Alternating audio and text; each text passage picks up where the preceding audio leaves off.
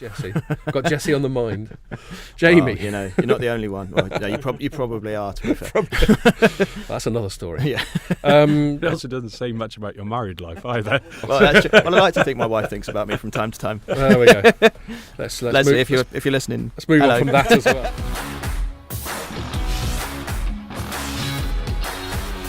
Hello and welcome to another Telecoms.com podcast. Just a reminder that if you're streaming this on SoundCloud or iTunes, you can also watch it on the Telecoms.com site and vice versa. If you're watching it, you can stream it on SoundCloud and iTunes. This week, we're going to be talking about content matters with a special guest podder, on which more later. We're going to be talking Nordic Noir, Jamie's latest gallivanting around Europe. And we're going to be talking about corporate drama, some of the aggro that's afflicting companies in our sector. So back to our guest podder, Jesse from TBI. Welcome, Jesse. Hello, how you doing? You all right? Great, thanks. Great to have you here. Good, so, good. It's first time in a while. Not my first time, though. No. I have podded with you guys before. Oh, yes. I have, a while back, a year ago. God, maybe. I've forgotten. Were we drunk? It was obviously not very memorable. How was it for you? Fantastic. That's why I'm back for more. Yeah. Right, brilliant. Yeah. So yes, TBI is a title where you sit on the desk next to us. So obviously part of the big Informer family. Absolutely. And you cover the video content business, distribution, that sort of thing. Yes, yeah, the people making and selling TV, effectively. Right, okey-doke. And we've got you here, apart from the fact that I could just go, Jesse, do you fancy it, by shouting over the desk. And you couldn't get the light reading guys to turn up Well, today. yes, well, there is that. So you're performing a super sub role. There you go. But, as with any super sub, you play out your skin, mate. You might get a starting role. Absolutely. This is it's a lot of pressure on me It's today. an audition. Yeah. But I'm feeling good. It's also very good timing, isn't it? So Yes. I'll stop wittering and hand over to you. You've got your equivalent of Mobile World Congress for us. You've got your big event of the year. So why don't you tell us about that? Yeah, so this weekend, a big event called MIPCOM kicks off. TV is quite weird in that it has two major trade fairs every year. Both of them are in Cannes. One's in April, called MIP TV, and MIPCOM is in October. It's a slightly larger event. It's about 15,000 people, maybe slightly less, depending on whether you believe the organisers or the people you talk to at the events. And it's basically a huge market for TV distribution companies, so people selling things like Game of Thrones, your Nordic Noirs, like you mentioned, and also the distribution companies and the buyers are basically getting together to kind of talk shop and assess what's going on. So it's a big event. We have a TBI and DTVE, which is another of our people on the cohorts. same desk as you. Absolutely. We have an award ceremony on on Sunday, which we'll be hosting. It should be a really nice event on the eve of the main market, which is sort of Monday to Wednesday. And then there'll be some conference moderating stuff which I have to do, and Cool. actually doing my job. So yeah, Well, steady. There's no need for that. I know. I do it occasionally, And very well, I might add. So one thing I'm curious about. So you're talking about it's like this sort of market for content. Yep. And distribution and all that sort of things. And you mentioned Game of Thrones, obviously, as an exemplar of probably the most sort of popular and by far it's the most popular TV show. Right, yeah, the metrics bear it out. It's the biggest TV show of all time for sure. Oh right, just full stop. Because I think Walking Dead was up there for a bit, wasn't it? The Walking Dead's ratings for a while were absolutely massive on US cable. It was the biggest TV show rate in terms of ratings for 30 odd years, and back in the days when Friends was getting 50 million for the final episode and things like that. But it was getting sort of 20 million, which is unheard of on cable. Game of Thrones is even more impressive in what it's done in that it's on a pay TV channel, HBO, which means it's premium costs. It's more. It's not you don't get it with your basic cable subscription, and yet it's getting 12 million, and when you're adding in other types of metrics, if you're in metrics, it's going up to sort of 20 million, which is totally unheard of, and it's been massive. So and this is the last season was especially big, wasn't it, in terms of production value? It absolutely was, and Mm. it was sort of like 6 mini movies, and the final season will be much the same. I think the plot's suffering as a result, but Right. but They're it's just good fun. throwing money at Yeah, it. absolutely, and the money's on the screen, and it all kind of harks back to this kind of wider narrative in TV about TV sort of taking the place of film in terms of where the best creators are Yes. going, where the best creativity is And going. actors. Often. Actors, Yeah. there's a lot more money in TV now than, let's say, when I started writing about TV about 10 years ago. Right. It was a very different type of market. Now MIPCOM will be full of stars. I'll be going to lunches with people I'd probably never get to talk to Right, any other time of normally. the year. Yeah, absolutely. You get better trade fairs than us. We don't get to hang out with any stars at Mobile Congress, do we? Yeah, we had Julia Stiles at the last one, which was pretty awesome. She's great, and there's going to be various people. I think David Morrissey might be over. The guys from Peep Show are going to be taking over a pub, which is going to be absolutely fantastic. So hopefully Mitchell or Webb will be serving me a pint. Jealous. Yeah, that should be. If you great. ever need like a sort of roving telecoms correspondent there, feel free to draft me in. What I was going to ask. What I was going to ask is the Game of Thrones. It shouldn't need to go to a trade show to sell that. It should sort of sell itself, really, shouldn't it? Yeah, in theory. Is it more? Is it all the way from the top down there, or is it more obscure pieces of content that might struggle to find a buyer, or is it just a complete spectrum? Well, it's everything. Yeah, you get the big US studios there, so your CBSs and your NBCs and Viacom and all of the big players. You'll have Netflix executives walking around very covertly buying everything, and then we have. Why are they covert? Because they don't like to explain what they're doing very much. They in the same way they don't release viewing data. They're not very keen on having a very high profile at markets. They like just to do things and announce things. That's their way. Very much in the same that Apple and all these big tech companies operate there. Yeah. They like the. Apple doesn't even turn up to trade shows. Well, absolutely. It's the same sort of thing. Right. There is an area of the Palais in Cannes where the event's held, which we all call the bunker. Which is basically where all of the a lot of the smaller distribution companies and the more obscure content, like you say, is down there. You've also got a little corner where the more sort of blue movies end of the market live. Okay.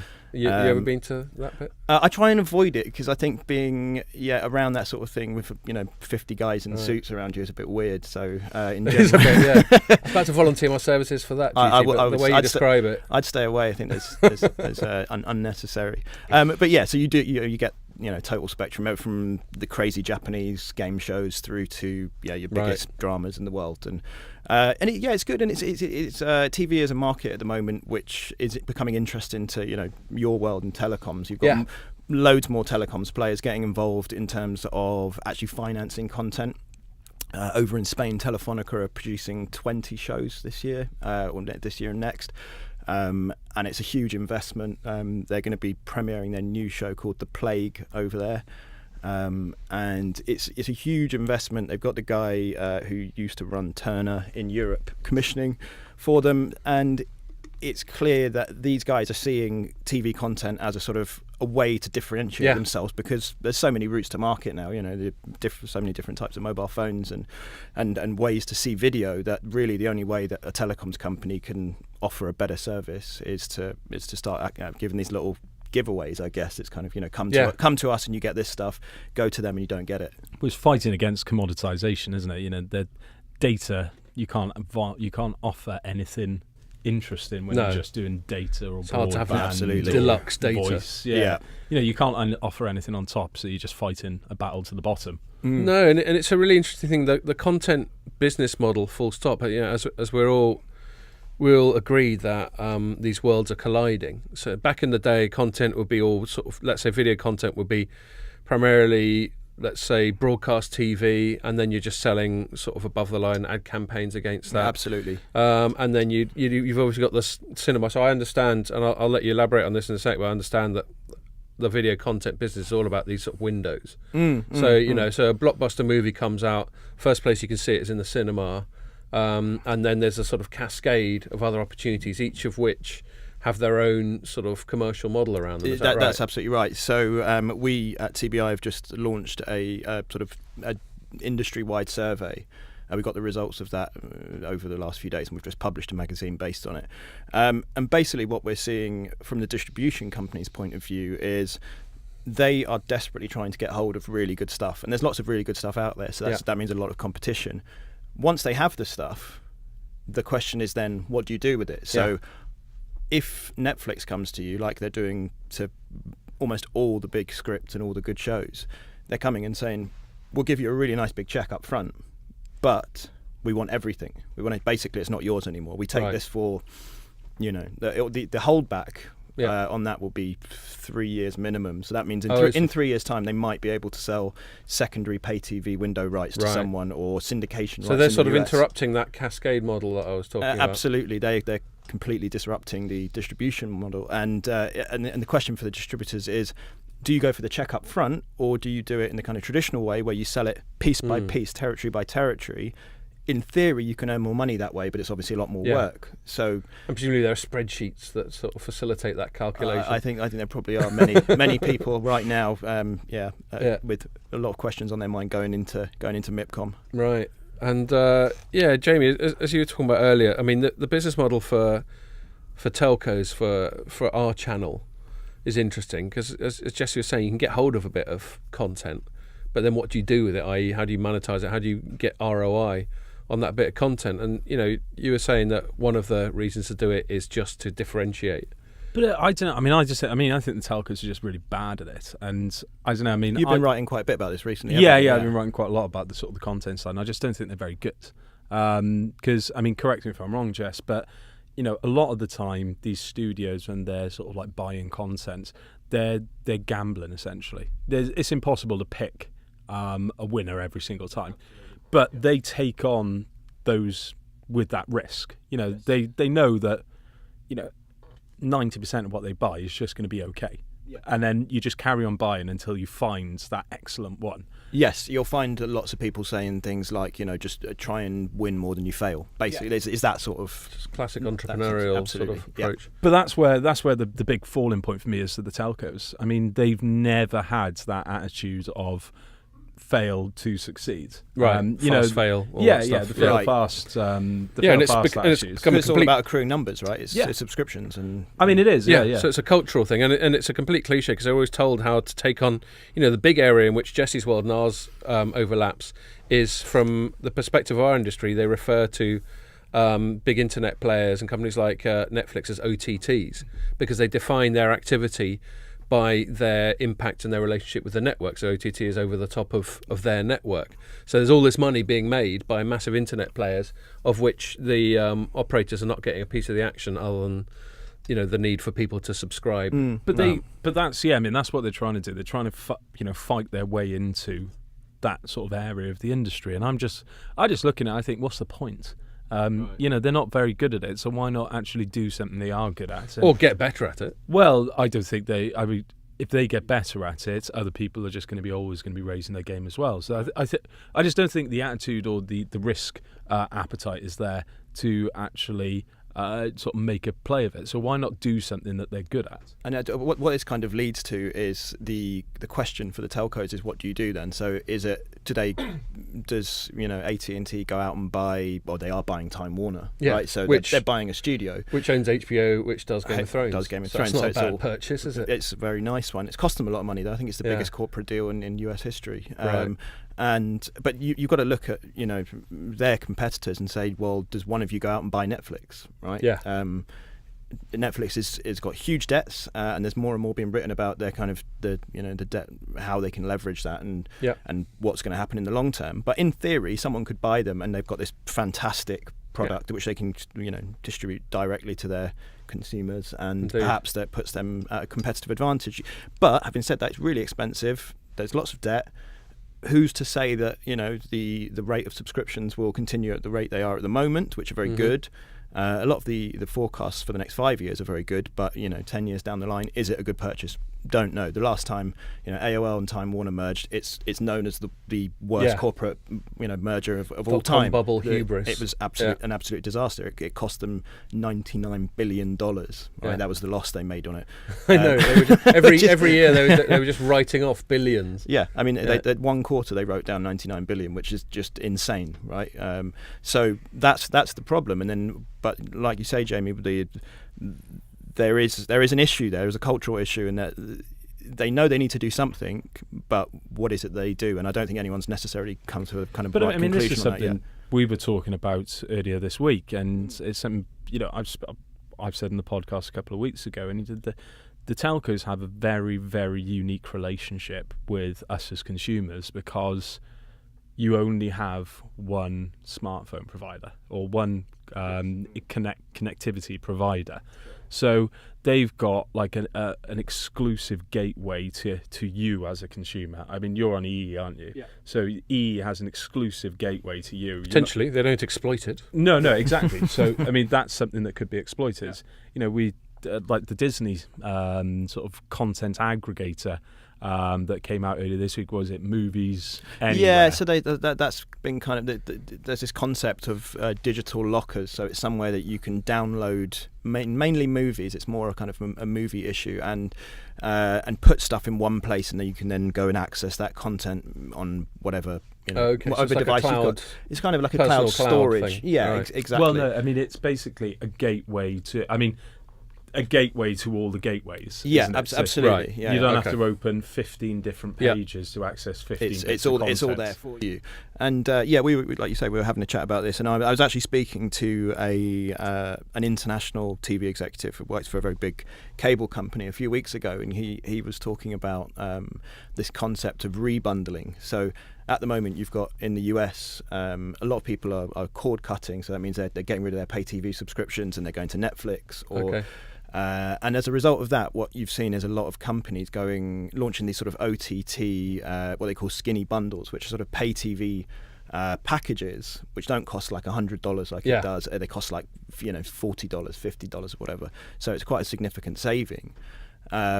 And some of those are also allowing access to, or hope they'd like to have access to Netflix or Hulu or some of these subscription video on-demand services. So you're getting lots of stuff in one place. And he's talking about he was saying that he thinks there could be another level where there'd be a sort of super aggregator, a bit like what Jamie's talking about, that somehow brings all of this stuff together and finds a way of offering that to consumers in a way that it's just so easy that you wouldn't even think about going back to the television. I mean, for the mobile side, I think that's, you've got so many different windows that you have to access. Well, and this so is many people fighting for your attention. This is something I want to do. I want to just cut it short, not because it's not fascinating and we couldn't talk about it for ages, but we got other stuff that we're going to talk about. Sure. But it does whet the appetite for further Jesse involvement. Sure. My thoughts sort of in summary, there's a couple of other things. I think this aggregation one's good. Discovery is a massive thing. If someone could get that really right, we got all these algorithms saying if you like this, then you might like that, but they never seem that great. I don't find the Netflix interface great for Discovery, if I'm honest.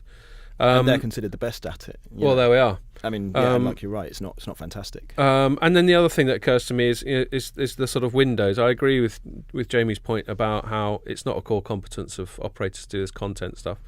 So maybe they just need to. So there's this cascade. And they just need to get involved a bit further down the food chain, where they're not making such a massive financial and emotional commitment, but they still seem to be offering a little bit of added value. But I mean, that's what they're good at. They're good at delivering a service to us. Yeah. And why not use that in the content value chain? So maybe combine good discovery with the long tail of cheap old content, and there's a bit of added value there. Anyway, just a thought, operators. You can have that one for free. Okay, moving on. Jesse, you weren't here last week. I was. Jesse, Jamie. There's too many J's. I definitely wasn't. Too many here last J's. week. No, I meant to say Jamie, and I said Jesse. Got Jesse on the mind. Jamie, you're not the only one. Well, no, you probably are. To be fair. That's another story. Yeah. It also doesn't say much about your married life either. Well, I like to think my wife thinks about me from time to time. There we go. Let's Leslie, move, if you're listening, let's move on from that as well. Jamie.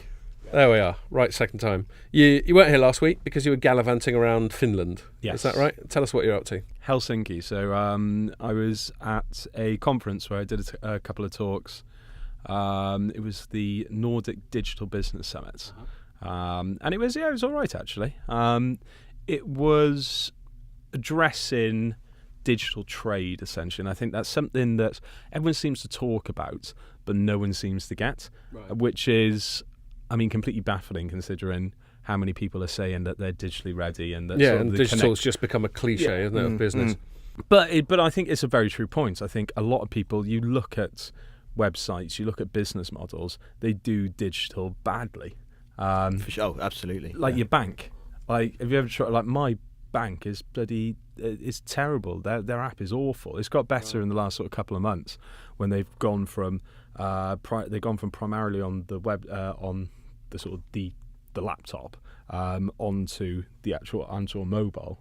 But it's just not that great. Mine's not too bad. I was thinking of naming them, but I suddenly thought something in the public domain, naming who your bank is. God knows, probably a bad idea. God knows what kick off there. So I won't. But they're good. You're good, unnamed bank. But there's just loads of different businesses. You could go through absolutely everything, and you could say even like, even our company, shall remain nameless. It's certainly not Informa Group, Right. but they just do like the move across the digital. Not customer facing, as in the way we use applications in house, is just terrible. It's unintuitive. God, you're going to get sacked as well. I was going to get sacked last week. No, you're going to get sacked. Jamie, are you about to announce your resignation? But it's just not. I mean, it's just. But that's just a good example of how companies around the world are saying that they should do digital, and they're just not very good at it. And that's definitely true. There is a kind of a need to announce that you're ready for things that you aren't necessarily ready for. And we see that in our world. I'm sure you guys see it all the time. And just getting it. Absolutely. Just getting what the ultimate point of it, rather than just paying lip service to it, as you were just saying. I mean, it's. I mean, you see it. You're starting to see it. Even like the really traditional industries are starting to get cut to pieces by these newcomers. Like I was at a conference a couple of years ago, and we were talking. The financial sector came up, and everyone said, "Oh, they're staring across the roads, looking. HSBC is looking at what NatWest is doing in the digital world, and it's all causing a bit of chaos." And this guy turned around and said, "Well, I'm not looking. I'm certainly not looking at HSBC. I'm certainly not looking at NatWest. I'm looking at people like Google, and they're the digital disruptors. They're the ones that are going to sort of cause chaos." And the big company which is coming. Have you heard of Monzo? No. It's like a prepaid sort of like online only or sort of like mobile first sort of bank account, and you essentially transfer money into the accounts. And you get your own sort of like contactless cards, and the big advantage there is you can actually keep an eye on what money is going in and out of your account because it updates immediately. Right. And it's just little simple things like that. How many times have you bought something on Friday nights and it hasn't exited your account until Tuesday, so you think you're a bit richer than you actually are. It's just little things like that. That's what proper digital disruption actually is. And it's those sorts of arguments that there was, or those sort of business models that we were talking about at the conference. And I think it's fascinating. And so, do you personally, or did the people at the event? Are there exemplars of companies that do digital really well? I mean, you mentioned Google and big internet companies, but are there other? I mean, but they're kind of, you'd say, digitally native, to quote a cliche. Well, are there any other companies that sort of jump out as they get it, they're doing it right? I mean, it is just the digital native people, right? I mean, I'm not going to. How can we all be digitally native? Is the question? Well, we can't. You can't. Digital native is born in the digital era, so your business model is designed digital upwards. But you got the kids are going to take over. There's no doubt about it. Oh yeah. I mean, we are going to be redundant very soon. We might get onto millennials later. Yeah, I think we will. But it's just a simple little thing. Like so, one of the arguments there, and I think this is absolutely brilliant because the IoT thing really gets me occasionally.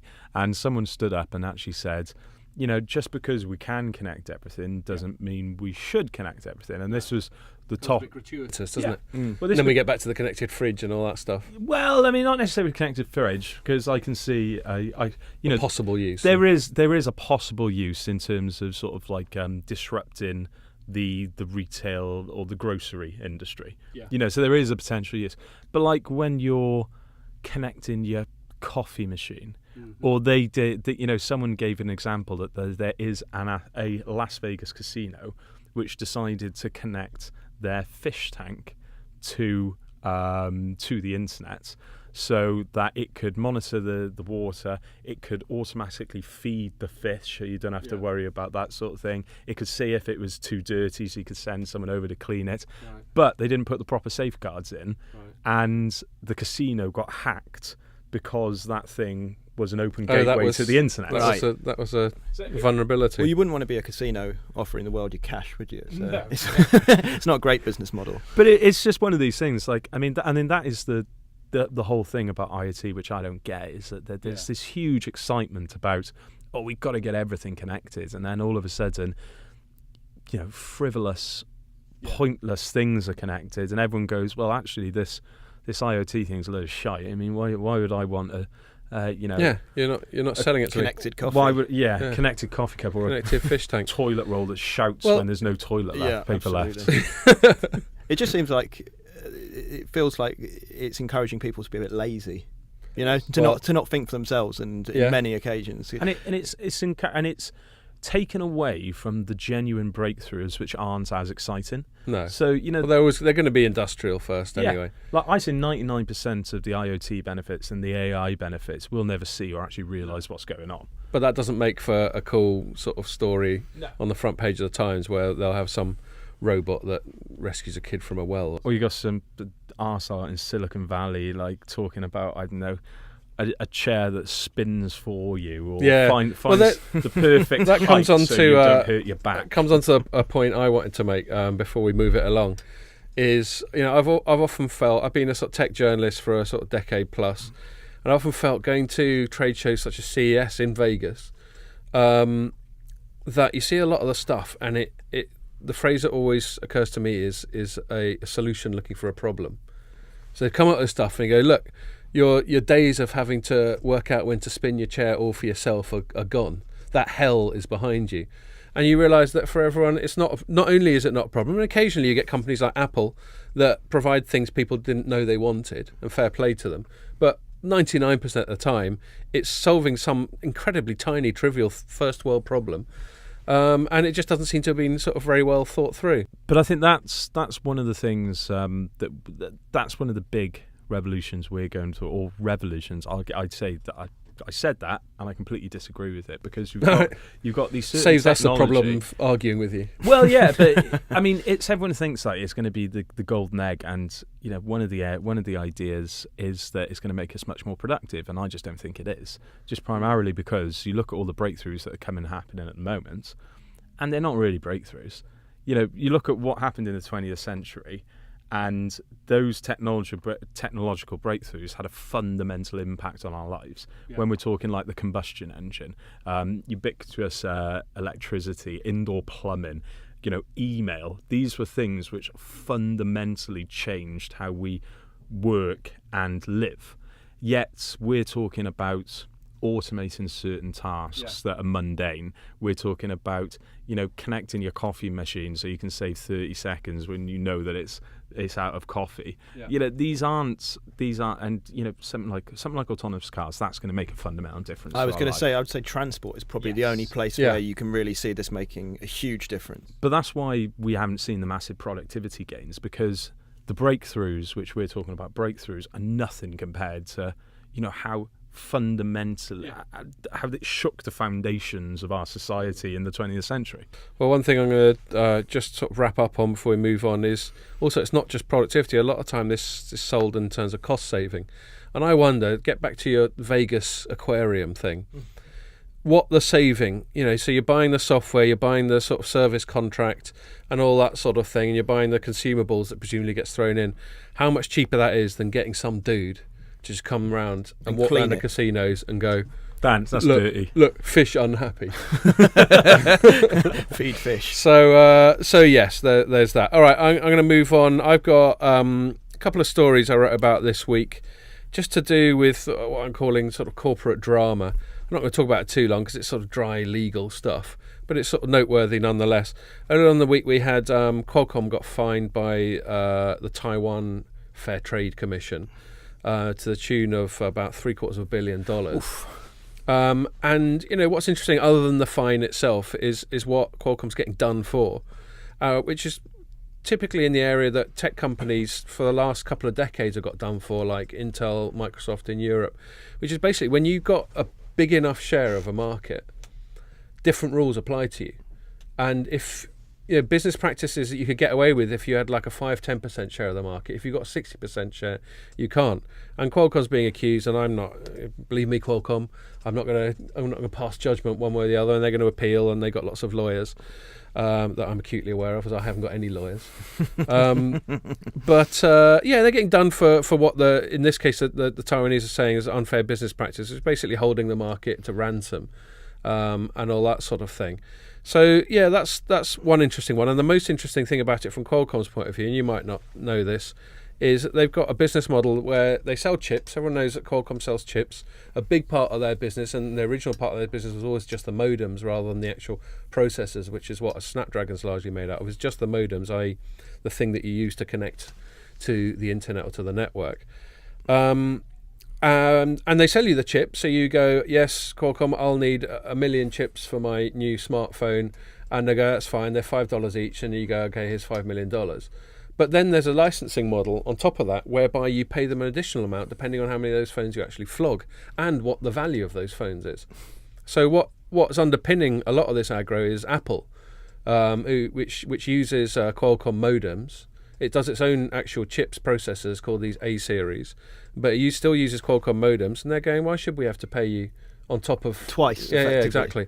And Qualcomm presumably is saying, well, because that was the deal. But Apple's going, well, we don't want it to be a deal, and we're Apple.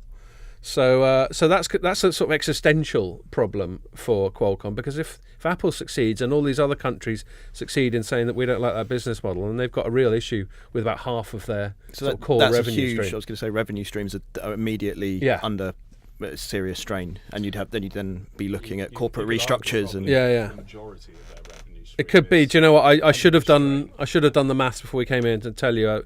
I don't know what proportion it is, but it's significant. A significant chunk. You got to. I mean, in this case, I don't feel that sorry for Qualcomm, to be perfectly honest. But there are certain examples where I do feel a bit sorry, because they seem to be the whipping boy of watchdogs from around the world at the moment. Right. Some of it's justified, some of it isn't. But it's like this, the NXP acquisition. Yeah. It wasn't one of the concerns. They were saying you can't buy NXP because you'll offer too big a bundle and you'll do it at such a price that'll make it a sort of anti-competitive in the market. It's this market dominance thing again. And I'm just like, well, okay, I don't have an issue with that. They're buying someone so they can expand their portfolio. Yeah. Well, no problem. And in a sense, they're being victimised for being successful. Yeah, and that happens. That definitely happens. There are certain things I've got an issue with the Qualcomm business model, but that one I feel a bit sorry for them. Well, it's a broader, almost philosophical, moral thing as well as regulatory and legal, because you got Google. Google's got some grief over its shopping thing, which again, it wouldn't have got that grief if it didn't dominate the search engine world. Microsoft used to get grief for bundling its browser in with Windows because it completely dominated the operating system world, and so on. So it's a tricky one, because you can't let one company... I mean, you can let them get dominant if they can get dominant by legitimate means, by trading or by M&A, but then you can't let them manipulate the market too much, because it's to the detriment of everyone else. The Google one, I think, is slightly different from Qualcomm, because they're all using a Google platform, and Google was, putting preferential rates on its own sort of like shopping service. So that one, I think, that one is a little bit dodgy. I'm with the the boss, the bureaucrats over in Brussels with that one. But your friends at the European Commission. But but the Qualcomm one, I think, Okay. So there's one other little corporate drama, which is also a sort of existential thing, which I was just writing about today, which is Samsung. And it's kind of weird, because Samsung's like making more money than ever. They're expecting to. Hasn't their CEO just resigned? Well, this is it. Yeah. So they trousered about $12 billion this last quarter, which isn't bad. Which is up there with Apple levels of profit. Yeah. But their CEO's just thrown in the towel. Now, the background to this is sort of last year and into this year, there was a scandal affecting the government, the South Korean government, where the Prime Minister had been accused of effectively accepting bribes in return for political influence, which is a sort of scandal that's been breaking in governments since time began. except places where it's not a scandal. It's just normal business practice. So about half the world. And anyway, and this spread to Samsung because their vice chairman and a member of the sort of ruling dynasty, the company that founded it, was accused of being one of the people that offered them a bit of wedge in order, for whatever advantage they're going to get. So he got done for it, and then over the summer he got convicted to 5 years in prison. Wow. Which he's presumably appealing with the battalion of lawyers he has at his disposal. But nonetheless, he was convicted for that. And so, and the feeling was, okay, here's this guy, he's at the top. The narrative's going to be, it was just him. He sits at the top table, little backhander, sort us out, will you? And let's just contain it there. The rest of Samsung didn't know and certainly doesn't approve of such naughtiness. And now this guy, and I stress, this guy has just resigned, has not said anything about being involved in that. This is just my conjecture. But I just think, well, why has he suddenly resigned? And he did say in his resignation letter, which the Samsung press release said was an emotional letter. They made sure that we know, us journalists, that he'd written an emotional letter. How you write an emotional letter, I don't know, where there's sort of blobs of tear marks or something. In an emotional letter, he said the company's facing an unprecedented crisis. Now, it's got to be that, because I'm not aware of anything else. Well, it sounds like stress, doesn't it? Yeah, that's what that would suggest to me, that he's understandably under an incredible amount of pressure. But then why is he leaving? Either that or another phone's going to start blowing up. Well, I was going to say that there's that. But they haven't yet. At least I haven't heard about it. And believe me, if I'd heard about it, that's what we'd be talking about now. So yeah, why is this guy leaving? It just makes you wonder whether or not the contagion has spread. I hasten to add, I have no information on that one way or the other, but to speculate, you're just wondering why he's leaving and citing this big crisis. Regardless, it's a story that doesn't sound like it's anywhere near its done. Completion. No, certainly not. So that was that. I'm going to cut my own thing short because we're running out of time. We've got one or two other little bits and bobs that might be fun talking about. Back to you, Jesse. Yeah, tell us about this this survey that you guys were writing about. Yeah, so our friends over at Digital TV Europe wrote a story today. Mr. Andrew McDonald wrote a piece, which is basically a poll, a YouGov brand index data poll of the most liked brands in the UK. Amongst millennials, so we're talking 18 to 34s is what they call the millennial generation. So you two are just about in there, and I'm certainly not. Yeah, I'm just squeezing. Just about. I'm 30. He's all right. Yeah, it's 25. Well, you're not 18, are you, mate? It's 18 to 34. He was once. He was once. Well. Yeah, I'm pushing the top end of that band. And I wouldn't necessarily say I agree with their findings, but apparently Netflix is the most positively talked about brand amongst that demographic, which I guess is it makes sense, and it's kind of what Jamie was talking about earlier in that Netflix has done something that's changed behaviour. People aren't watching television. Certainly younger people aren't watching as much television as their parents. Do you two, as just about millennials, watch a lot of Netflix? Yeah, I mean, I've got a pay TV subscription as well as Netflix, and we've got Amazon through. My wife has Amazon Prime for the shopping primarily. So, yeah, I use it, and I think it's Netflix is excellent. The content is brilliant, and that's why they've made such an impact on international television. They effectively are the story of international television for the last 10 years. Well, they have done it. I mean, like Netflix is really good. And it's not, I mean, what was it? A couple of years ago, it used to just have like old documentaries and sort of like old TV series a couple of years old. It was a DVD posting business, But they've changed it completely now. And like I've got Netflix and I've also got Virgin Media as part of my broadband package. And it's shocking. But Netflix is just really good and it's cheap. I mean, it appeals to the millennials. Adds up though. We got the Bacena household. We have an obscene amount of these ad hoc things. So we've got Netflix, we've got Amazon Prime, and we've got Sky Now. Yeah. And that was we were lured in by the aforementioned sport, Game of Thrones. No, it's I don't get to watch any sport.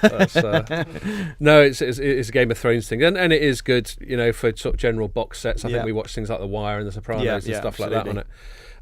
So yeah, there's a lot of that going on. But I tell you one interesting thing. So that might be the case for millennials. If I could speak for my children's generation, whatever they're going to be, Gen Z, they're being known Gen as Z. Gen Z. Okay. Yeah. Then I would imagine or Gen Z in America. I guess they would say.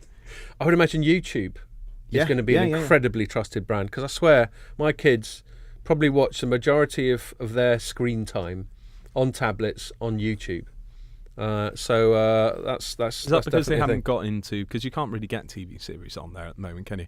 Unless they're a bit they do have a subscription service now called YouTube Red, which is doing original programming, sort of full length series. Okay. It's in the UK, and it's more kind of geared towards the States.